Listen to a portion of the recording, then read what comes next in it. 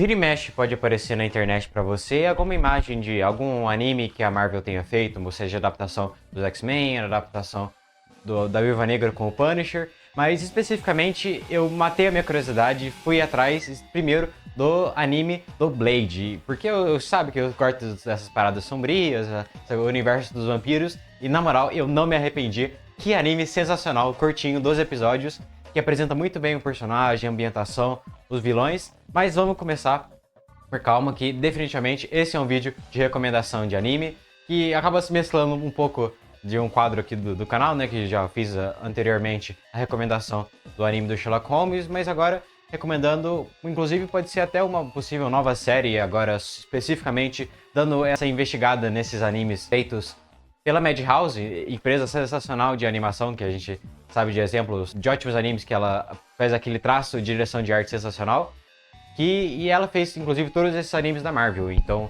se vocês quiserem que o próximo seja algum específico, seja esse mesmo do X-Men, da Viúva Negra, comente aqui embaixo que com certeza eu vou trazer aqui no canal. A pergunta que não quer calar é: tá fiel aos quadrinhos? Eu digo assim, mais ou menos, porque eles deram umas leves modificadas em relação à origem do personagem, como em relação a própria conceito do Blade, ele ser um Daywalker já de cara, em vez de ser de fato um vampiro, como é mencionado nos quadrinhos, né, sendo filho de uma mãe humana com um pai vampiro, aqui eles vão mais pela abordagem de que enquanto a mãe do Blade estava grávida, ela foi mordida pelo vilão principal, que é o Frost, o mesmo que apareceu no filme do Blade e até nos quadrinhos, um dos vilões principais, que justamente por ter mordido ela, acabou misturando os sangues dos dois nas correntes sanguíneas e fez com que ele nascesse como justamente essa versão híbrida, que é um vampiro que tem a capacidade de andar na luz do dia, mas ainda assim com a consequência de tempos em tempos, conforme ele vai crescendo, ele necessita de algum certo controle, algum certo remédio para controlar os seus impulsos vampíricos. Então, em tese de adaptação é essa. E em questão de visual dele, você pode estar estranhando essa versão careca com tatuagens tribais na cabeça, mas pra quem não sabe, essa é exatamente o visual que ele tem na série da CW. Sim, aquela mesma que fez a série do Arrow, do Flash, da Supergirl pra DC, fez a série do Blade pra Marvel, que eu particularmente nunca assisti, inclusive se vocês quiserem que eu pegue ela, porque definitivamente é uma coisa que ninguém fala a respeito. Eu posso até investigar se tem alguma conexão com o anime, mas de não chegar a mencionar nada por fora. Tudo que o anime apresenta, ele já resolve.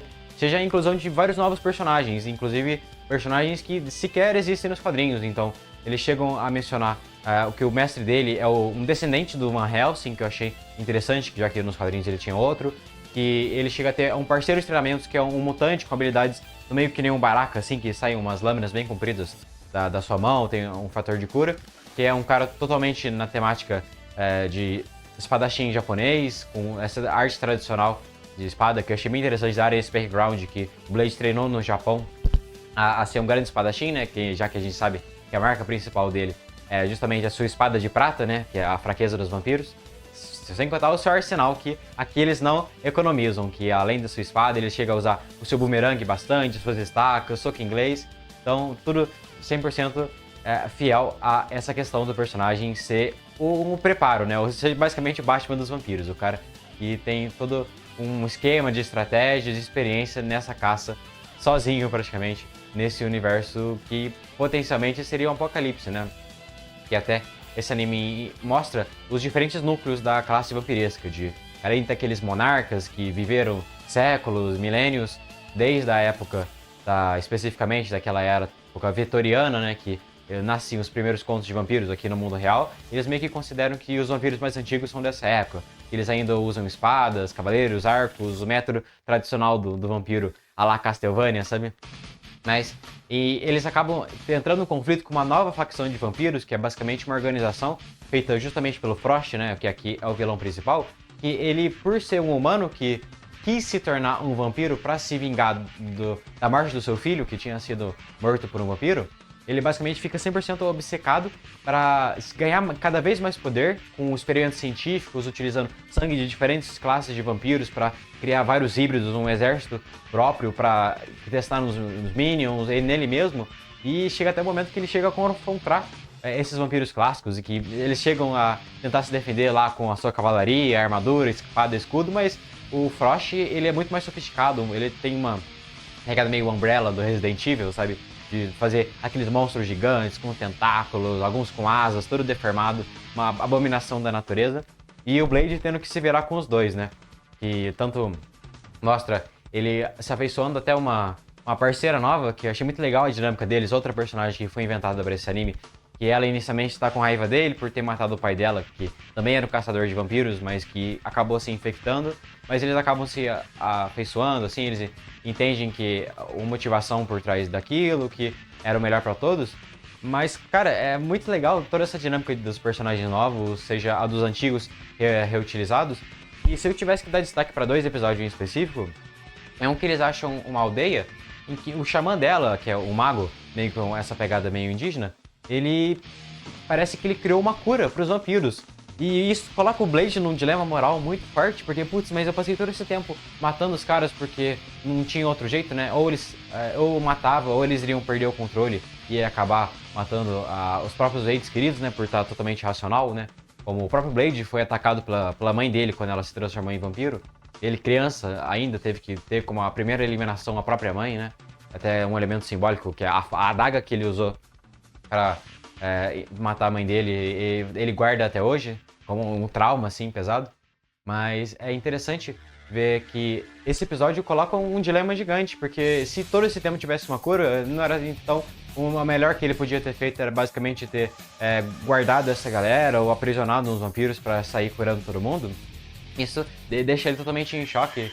Assim, ele começa a questionar os próprios métodos, ele começa a hesitar, né, pra matar até os vampiros que não tinham salvação. Episódio pesado, assim, interessante. Ver ele reconsiderando toda a vida dele como um caçador de vampiros. E ainda assim, o outro episódio que eu acho sensacional é justamente esse que apresenta mais sobre o passado dele, seja essa questão de como foi a infância dele, ele crescendo sozinho, basicamente agora ele sendo um órfão, ele chega a ter os cuidados do Van Helsing lá, que já seria um experiente caçador de vampiros, que percebe aquela figura diferente do tal do Daywalker, né, o andarilho do dia, e com um vampiro que consegue sobreviver e ainda contém as suas emoções humanas, sem contar o próprio episódio da guerra entre as duas facções vampíricas, e com o Blade chegando lá pra matar todo mundo ao mesmo tempo, com até o reforço do antigo parceiro dele que odeia ele, então tipo assim, um anime sensacional. Eu percebo até que ele tinha pano pra manga pra uma segunda temporada, já que não chegou a concluir esse núcleo dos nobres, o clássico, os vampiros. Mas eu realmente recomendo, assim, até por ser bem curtinho, 12 episódios, é uma coisa que, pô, 4 horinhas, tu vê 2 horas num sábado, 2 horas num domingo, já mata como se fosse 2 filmes, assim. E um elemento muito legal que dá essa cara de anime é justamente que aqui o Blade ele tem técnicas especiais.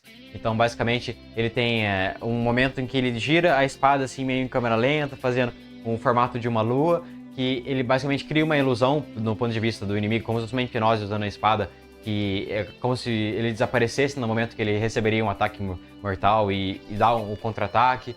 Em outras, ele dá praticamente uma investida de múltiplos cortes, assim, tipo assim.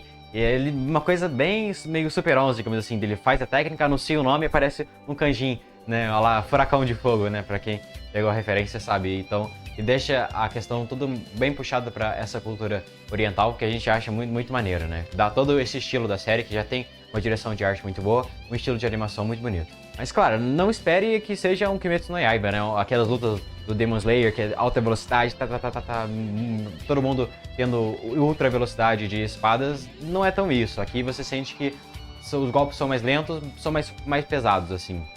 Quero uma técnica até de alguns animes antigos, que botar mais impacto, já que é mais fácil você animar poucos golpes pesados e dar um peso maior, um drama maior para cada pancada e realmente causa estrago. E em questão de estrago, não tão pra violência, porque tem, digamos, poucas cenas que aparece sangue mesmo. Normalmente é quando tá escorrendo de alguém que foi mordido ou recebeu algum golpe superficial.